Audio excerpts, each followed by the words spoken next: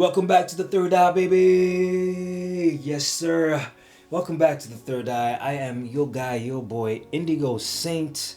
Yes, sir. Hip hop artist, mathematician, crypto enthusiast, and specifically for this episode of the third eye, spiller of tea. Um, I have to say though, I have to say, I know something that you don't know. You see, like I'm privileged. I want to say privileged. I want to say lucky, but lucky doesn't quite. You know what I'm saying? Lucky doesn't suffice. Lucky is not enough. I want to say I am privileged is the right word, I guess, but something that implies God being involved in it. Blessed? Yeah, let's use blessed. Look, I'm so blessed, privileged, lucky, whatever word you want to use, to substitute either one of those words, to be able, for one, to talk to Underdog Research, and also to be able to have conversations with Black Roo. And what that means is that I know information that you probably don't know yet because I'm the inside man. And it's really, I guess, like the crazy thing about it for me is that in the conversations that we've had, right, I get the insights that they share with me are insane. The things that I learned personally from both of these men, crazy. But now that I know what they know, and I know what they're about to present in their videos and in future research, it just makes me that much more excited for you, because I know if you subscribe to my channel, you definitely subscribe to Black Roo, or you subscribe to Underdog Researcher. Probably both, most likely, right? I mean, who are we kidding? And I'm really excited for you, man. I just want to say, I'm really excited for you. Congratulations on this journey. If you've been looking at Swift Coin, yeah, man. Good things are gonna happen. Good things are gonna happen. But before I dive in to more of that stuff, let's just talk about a couple of things that have happened since we last spoke. Okay, Drake lost that beef. Yeah, I don't even know whether that deserves more time than I'm already giving it. I don't see how you can recover from a performance like that. I don't see how. That's like a generational thing. Maybe some of you guys were lucky enough to have experienced the Tupac. I mean, I use the word lucky, but but you get what I'm saying. Like, to have experienced the Tupac, Biggie beef. You know what I'm saying? So because you were there. You know what I'm saying? Maybe you were like my age, or maybe you were a teenager during that time. And you gotta, you know what I'm saying? You gotta experience that beef at the height of it.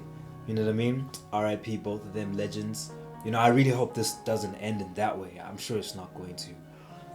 But this was culturally so important.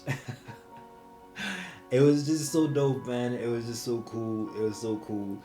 I got to watch the whole thing on Amazon Prime, and yeah, don't be funny. I'm in Zimbabwe, very much so, but I have Amazon Prime, and I got to I managed to watch the whole show, and I got to see a couple of artists that I never heard before, which I thought was dope.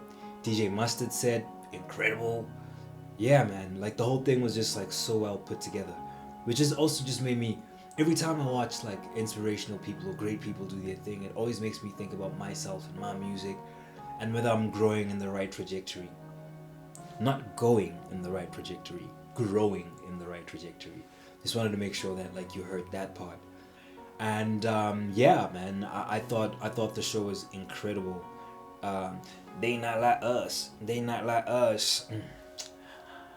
That song played like 5 times, which is crazy. And each of the times I went crazy.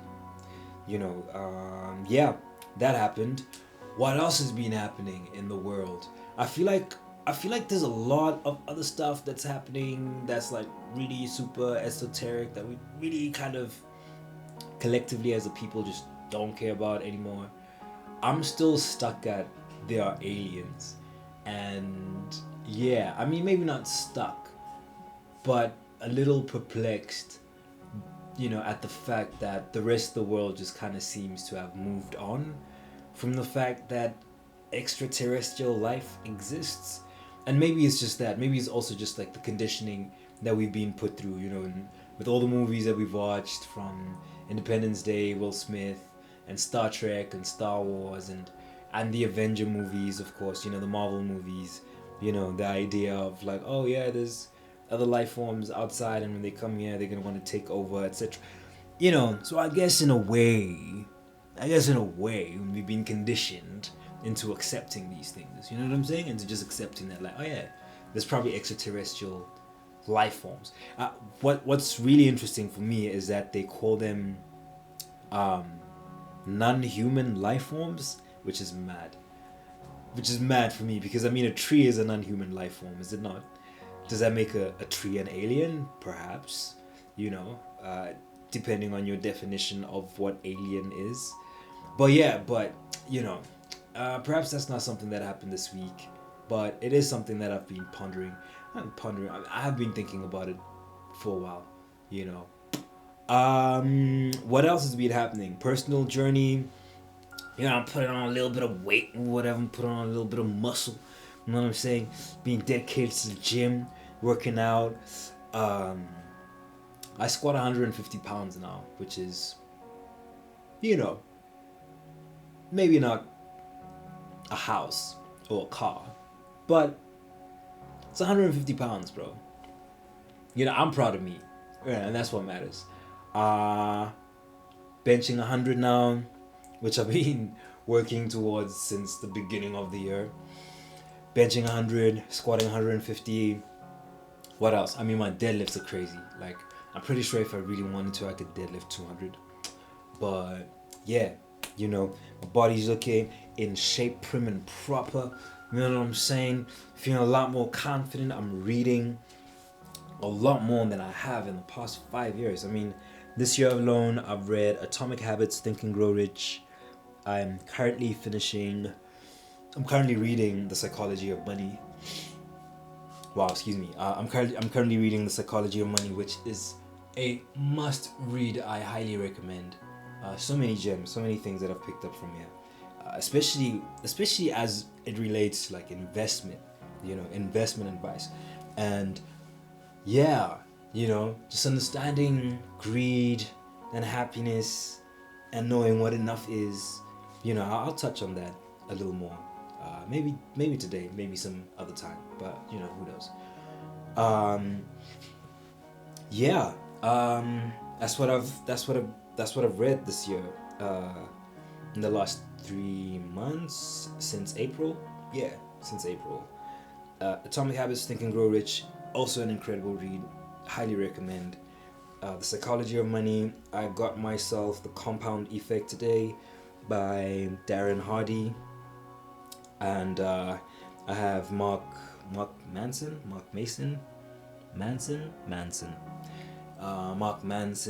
The Subtle Art of Not Giving a Hey, Shut Your Mouth.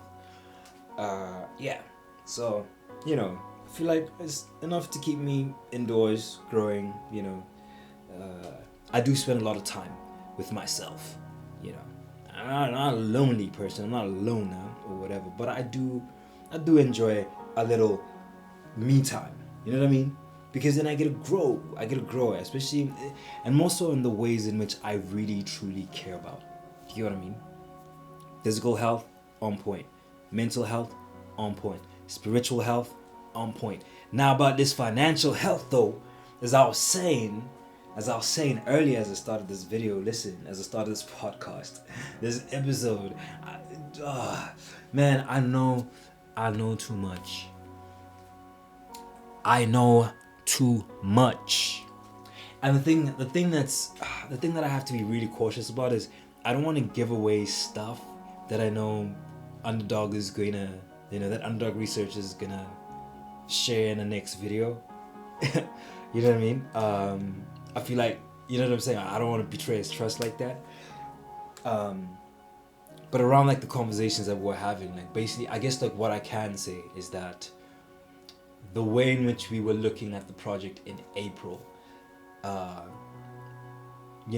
which in April it was like pretty holistic, like that was as much as we all knew. There's a lot more research that Underdog has done, regarding this project. And how big is it? It's major. It's major. Okay, so like think about like the stuff that we already know, and I hope you watched the previous video that he put out, because if you didn't, I don't know, man. If you didn't, I don't know what else you want. I don't know what else you want, but go watch the previous video. Go watch the video that he put out. I believe that was, today's Thursday. He put that video out on Tuesday. He put that video out on Tuesday. So I highly recommend. Please go check it out. And I mean, like the stuff that we already kind of knew, right, prior to the video. Just Swiftcoin and MetaPath and what Swiftcoin is. And I really don't want to like really super dive into it again, but think platform that can take crypto from different blockchains, and transfer those assets, or transfer the value of those assets, or in the case of NFTs now, through an associated company called MetaPath, right? MetaPath is what now works with NFTs. And you might be thinking, okay, cool, NFTs, them pictures like apes and, that are worth a lot of money. And you're right, absolutely. Absolutely. The thing about it is that, like, thinking back to Bored Ape, the Bored Ape Yacht Club NFTs, owning one of those put you in a certain club, right, of people. You were a Bored Ape person. I remember even just like checking on Twitter, like everyone, like, well, not everyone, but like the people who had like these Bored Apes, Twitter was doing a thing where if you had like a Bored Ape, you could like link your NFT with Twitter and then it would appear. It was brilliant. And the FOMO was real.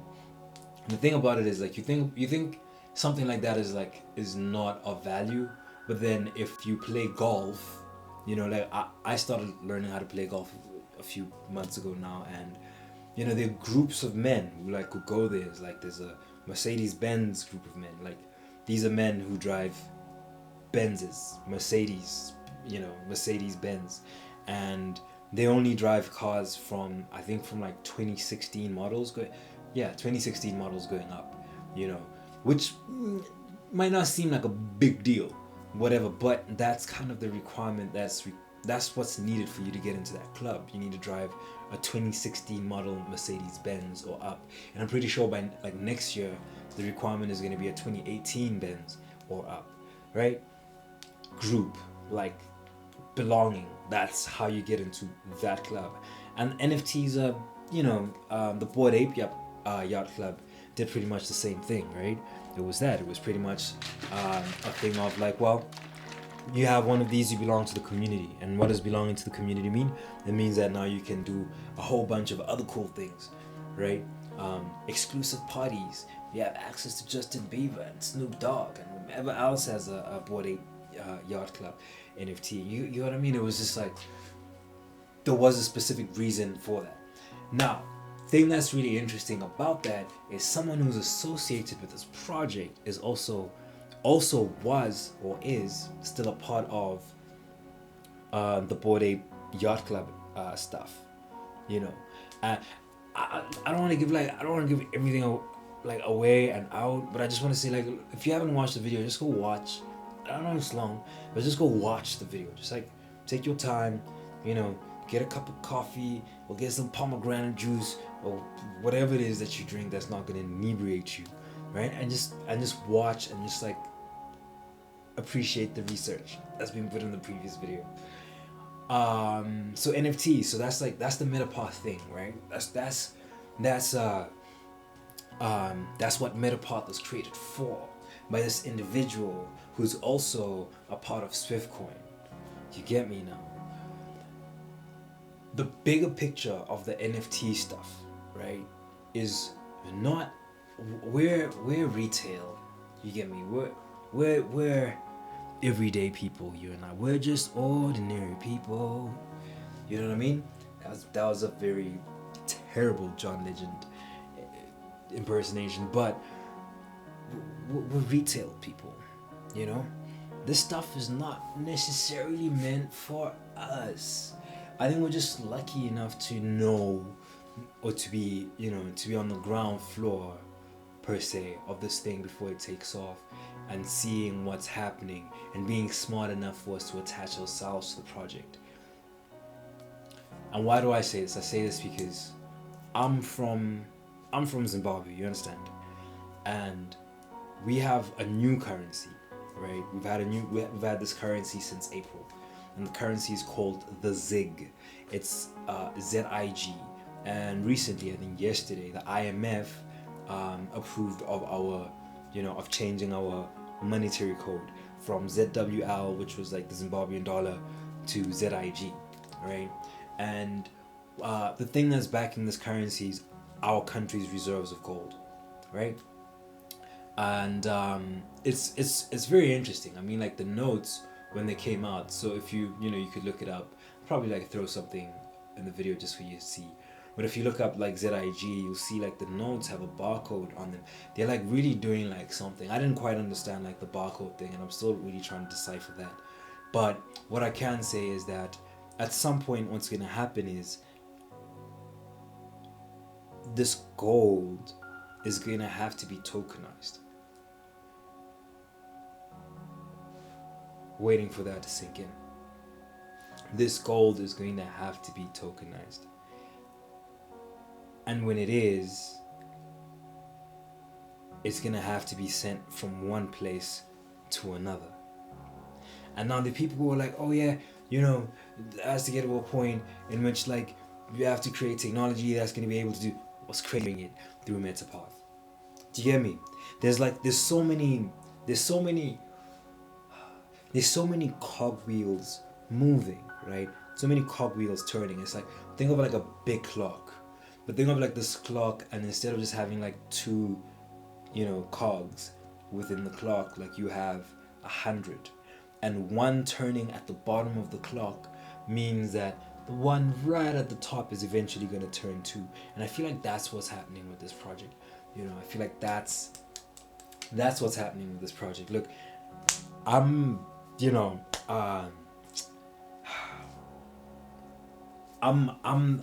inside person, not inside. I'm the inside person too. Yes, shout out to me, but I'm the inside person. I think of these things in the way in which it's going to affect me directly, not from my investment in it.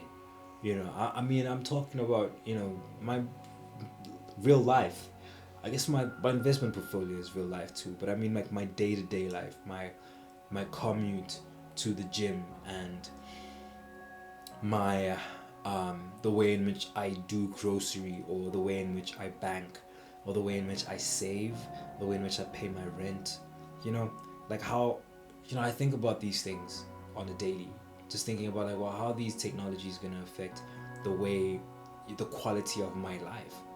Is it going to make the quality of my life better? Is it going to make the quality of my life worse?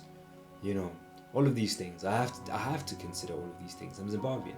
I've experienced hyperinflation. I've used, I've used $1 trillion notes.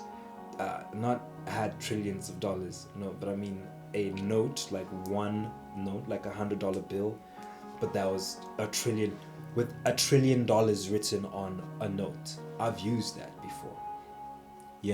I've experienced so many weird financial things, having been from here, multi-currency, figuring ways in which I can buy crypto, because I don't really want to, I'm not really too confident with the way in which my bank, Zimbabwean banks or whatever do their thing, having to figure out a way in which I can still invest in crypto from here, finding, looking for ways to withdraw money, for me to be able to just to live, bro. Like not anything too deep, like, oh, I have to pay a mortgage, or I have to, put a down payment on a car, nothing too deep, just for me to have money to do young man stuff. You know what I mean? So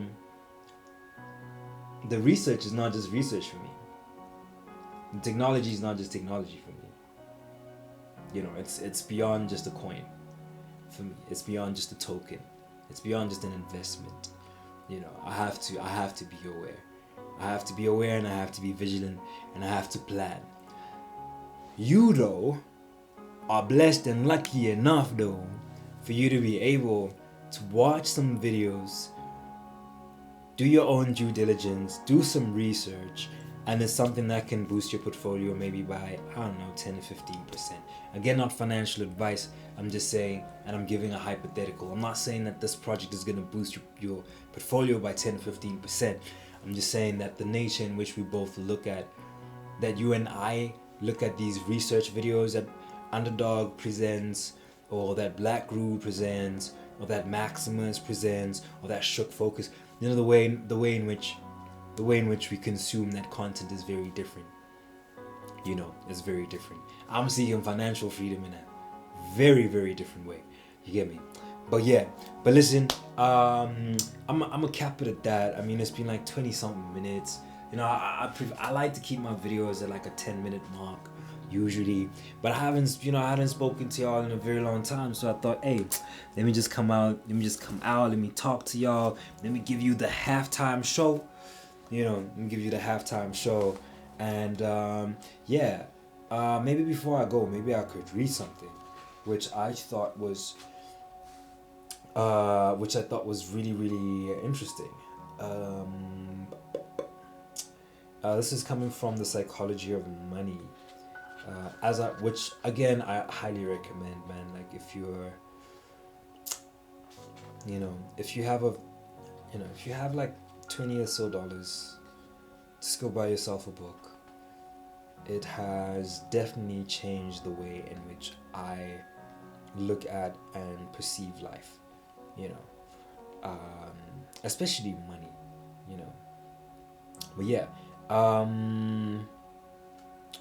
I am looking for this page. Oh my god, I should have marked it earlier. Not that page. Whoop, nope, not that either. Ooh. Okay, yeah. I think this is it. So this is from The Psychology of Money. This is from chapter 13, Room for Error. And basically what it says is room for error. Okay? Room for error lets you endure a range of potential outcomes. And endurance lets you stick around long enough to let the odds of benefiting from a low probability outcome fall in your favor. The biggest gains occur infrequently, either because they don't happen often or because they take time to compound. So the person with enough room for error in part of their strategy, cash, to let them endure hardship in another, stocks, has an edge over the person who gets wiped out, game over, insert more tokens when they're wrong. And why did I want to share this? I wanted to share this because I understand that in everything that you're doing, there's money involved, and money is a very emotional topic. And before you do go out and throw the kitchen sink into a project or into something that like we're all looking at, you do need to also account for the fact that the market can be volatile, right? There's no guarantee that anything is going to bring you 1,000x or 10,000x or 100x or 10x or whatever. There's no guarantee that there are going to be returns in anything that we invest in, right? The only thing that we can look at and like that can give us maybe a little boost and a little trust into where and how we're putting our money is in the research.